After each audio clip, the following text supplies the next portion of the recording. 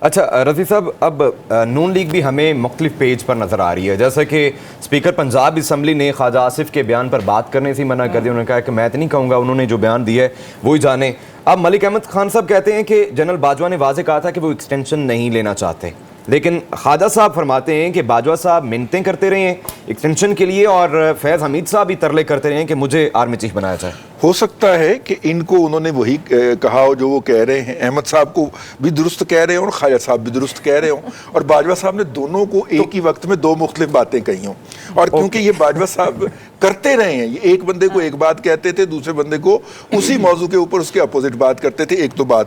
دوسری بات یہ ہے کہ احمد صاحب جو ہیں وہ باجوہ صاحب کے سمدھی جو ہیں ان کے پارٹنر ہیں، بزنس پارٹنر ہیں، اور احمد صاحب ہو سکتا ہے باجوہ صاحب کی سپورٹ کر رہے ہوں کیونکہ ان کے ساتھ بہت پرانے تعلقات ہیں، اور باجوہ صاحب کے ساتھ پہلا رابطہ جو تھا شریف فیملی کا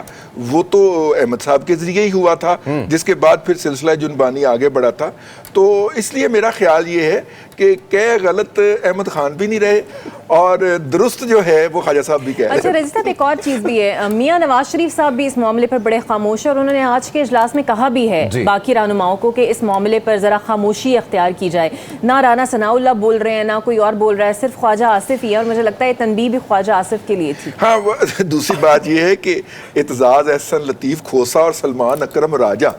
لگتا ہے عمران خان کے ساتھ صرف پنجوتا برادران ہی رہ گئے ہیں. وہ حافظ صاحب اس میں بہتر روشنی ڈال سکتے ہیں، اپنے والے حافظ صاحب کی بات. لیکن حافظ صاحب سر، اگر دیکھا جائے اسے آئینی اور قانونی نقطہ نظر سے تو فیض حمید صاحب کو اب 9 مئی سے بھی جوڑا جا رہا ہے. بانی پی ٹی آئی نے کہا کہ اگر وہ اس میں انوالو ہیں تو تحقیقات ہونی چاہیے.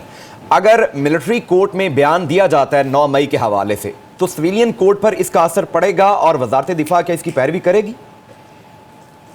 بسم اللہ الرحمن الرحیم. پاکستان کا جو آرمی ایکٹ 1952 ہے اس کے اندر دو چیزیں بڑی واضح ہیں، اور وہ ہے سیکشن 2D1 اور سیکشن 2D12 ہے،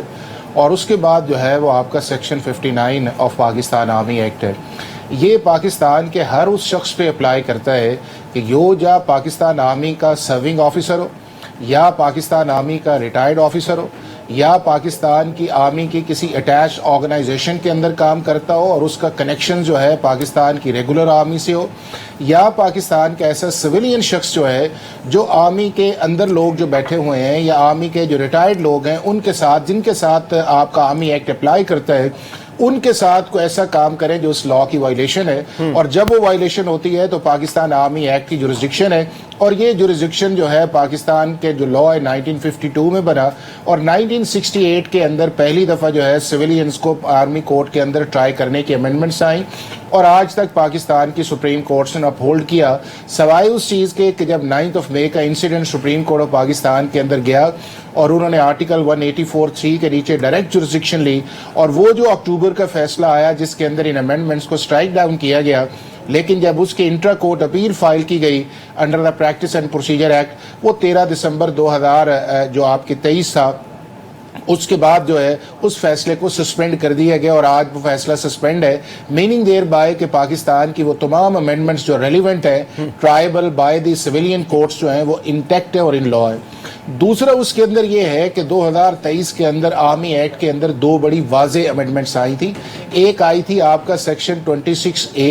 اور دوسرا آیا تھا سیکشن 26B. اس کے علاوہ بھی امینڈمنٹس تھی جو آپ کے آفیشیل سیکرٹ ایکٹس کے اندر آئیں، یا اس کے بعد پاکستان آرمی ایکٹ کے اندر جو نئی چیزیں آئیں جس کے اندر ماڈرن ٹیکنالوجی تھی. اور آپ کو یاد ہوگا کہ اس دور کے پریزیڈنٹ آف پاکستان نے اس کو جان بوجھ کے کنٹروورشل بنانے کی بھی کوشش کی، اور اس کے بعد ان کے سیکرٹری کی سٹیٹمنٹ بھی آئی کہ پریزیڈنٹ صاحب غلط بیانی کر رہے ہیں، یہ فائلز بھی انہی کے پاس ہیں، اور پریزیڈنٹ آف پاکستان نے ان بلز کو ریٹرن نہیں کیا. اب وہ جو امینڈمنٹس ہیں آج بھی پاکستان کے قانون کا حصہ ہیں. اب وہ دو امینڈمنٹس بڑی واضح ہیں.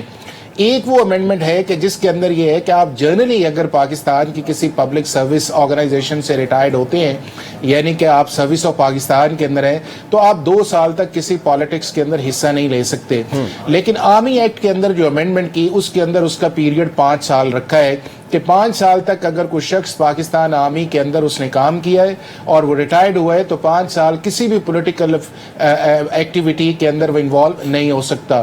دوسرا اس کے اندر امینڈمنٹ یہ آئی کہ اگر آپ پاکستان آرمی کے اندر رہے اور آپ اس ایسی پوزیشن کے اندر رہے ہیں کہ جس سے آپ باہر نکل کے اس پوزیشن ریلیٹڈ کو انفارمیشن ڈسکلوز کرتے ہیں تو اس کے اوپر بھی آپ کا لا اپلائی کرے گا, اور دونوں کے اوپر جو سزا ہے وہ 2 سے 5 سال تک اس کے اندر ہے. اب اس کیس کے اندر دیکھا جائے تو اگر یہ سارا ایکسرسائز جو ہے جو بظاہر لگ رہا ہے کہ جس کے اندر یہ 2 ایریا ہیں, ایک وہ ایریا ہے کہ جو 2017 کا ہے, ٹھیک ہے, جس کے اندر آپ کو ایک ہاؤسنگ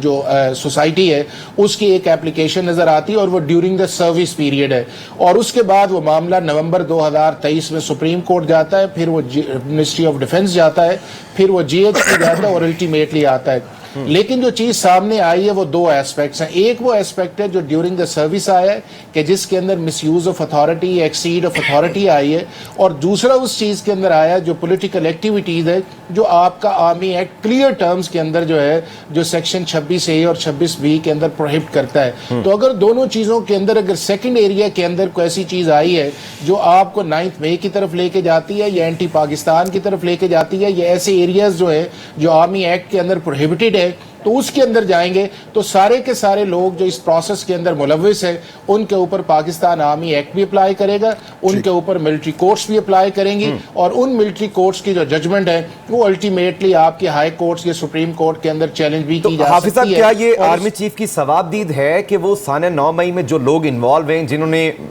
جو آرمی تنصیبات ہیں نقصان پہنچایا ہے انہیں معاف کر دیں؟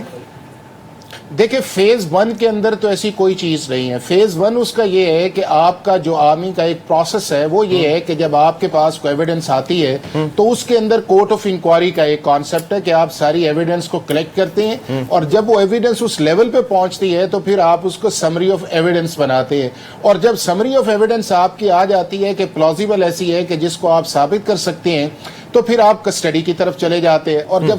کسٹڈی ہے تو وہ آپ کی سیکشن 73 کے نیچے آرمی ایکٹ کے اندر. اسی لیے رضی صاحب نے بات کی تھی 8 کا. 8 اگست اس لیے امپورٹنٹ ہے کہ اگر آپ نے کوئی ایسا شخص جو ہے جو سویلین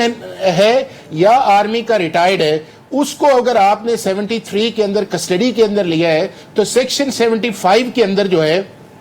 8 دن کے اندر اندر اس کا کورٹ مارشل سٹارٹ ہونا ضروری ہے, اور اگر آپ نہیں کرتے تو آپ کو ایکسپلین کرنا پڑے گا. میننگ دیر بائی یہ ہے کہ ان کے جو کورٹ مارشلز ہیں وہ سٹارٹ ہو چکے ہیں. اب اگلا یہ ہے کہ اس کا سارا پروسیس وہی ہوتا ہے کہ جو آپ کا ریگولر کرمنل پروسیجر کوڈ کا ہے یا آپ کا قانون شہادت اپلائی کرتا ہے, لیکن اس کے ساتھ ساتھ یہ سارے جو ہیں یہ اوتھ بھی لیتے ہیں. اس میں جج بھی اوتھ لیتا ہے, پروسیکیوشن بھی لیتی ہے, وٹنسز بھی آتے ہیں, اور سیکشن 104 کے اندر جو ہے اگر آپ جس طرح 4 کیٹیگریز ہیں جس کے اندر جنرل کورٹ مارشل ہے جو سیکشن 80 ہے, اس کے بعد آپ کا ڈسٹرکٹ کورٹ مارشل ہے, تیسرا یہ ہے کہ جو آپ کا فیلڈ جنرل کورٹ مارشل ہے, اور چوتھا آپ کا سمری کورٹ پروسیڈنگز ہے. اب ان چاروں چیزوں کے اندر جب آپ کا ٹرائی ہوتا ہے تو لا کے اندر ایک امپاورڈ ہے کہ اگر آپ کسی پریزائڈنگ جج کے اوپر جو بریگیڈیئر رینکس کے ہوتے ہیں یا ان کے ساتھ جو کام کر رہے ہوتے ہیں آپ ان کی پریزنس کو چیلنج کر سکتے ہیں, اور اگر آپ ان کی پریزنس کو چیلنج کرتے ہیں تو پھر یہ ہے کہ سیکشن 105 کے اوپر جو ہے اگر ان آبجیکشنز کے اندر ویلیڈیٹی ہو تو وہ پھر اپنے آپ کو ریسکیو کر لیتے ہیں اگر میجورٹی ڈیسیژن اس بینچ کا جو ہے ان کے خلاف چلا جائے, اور اگر نہیں ہے تو پھر پروسیس آگے چلتا ہے. اور جب آگے حافظ صاحب دوبارہ میں آپ کی طرف آؤں گا.